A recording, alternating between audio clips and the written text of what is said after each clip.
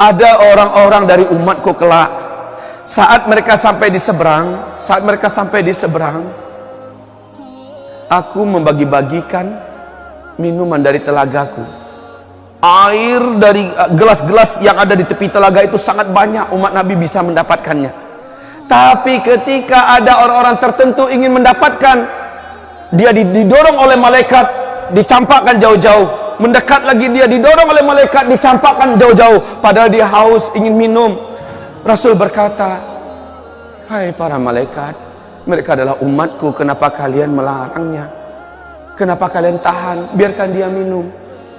Apa kata para malaikat? Hai Muhammad, engkau tak tahu ya, orang-orang ini adalah di antara umatmu yang setelah engkau tidak ada, mereka mengarang-ngarang ajaran Islam yang engkau tidak ajarkan.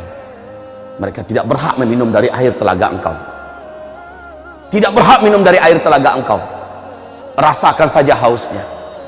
Sementara yang dapat minum langsung hilang hausnya seumur-umur. Dan dia bisa menyiramkan ke kepala, maka menjadi segar dan bersih, hidup muda menjadi belialah kembali fisiknya, menjadi indah, bersiap-siap menuju surga. Belum, masih di seberang, belum lagi ke pintu surga. Apa kata Rasulullah? Tahukah kalian siapakah yang bangkrut dari umatku? Sahabat berkata, yang bangkrut itu ya Rasulullah, orang yang nggak punya duit,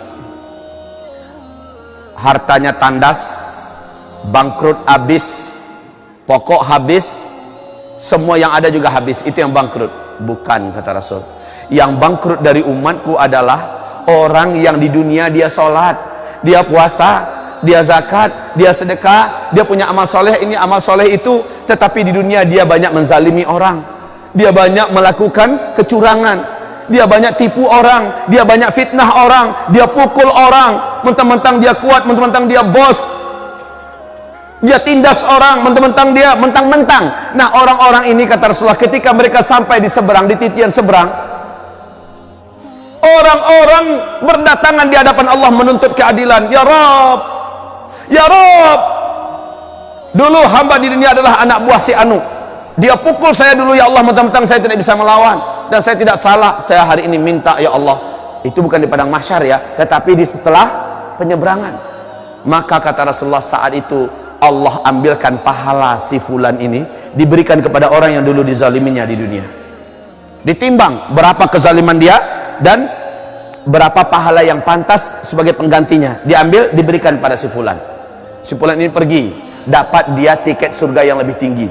Dengan amal kita tambah naik ke dia. Datang lagi yang lain, ya Rabb, dulu dia memfitnah saya, gara-gara dia saya istri saya minta cerai, gara-gara dia saya ditangkap oleh pemerintah, gara-gara dia saya diusir dari kampung, gara-gara dia saya akhirnya begini, ya Rabb, hari ini saya minta keadilan kepada engkau. Maka ditimbang seberapa banyak kezalimannya, lalu diambilkan pahalanya, diberikan pada orang itu.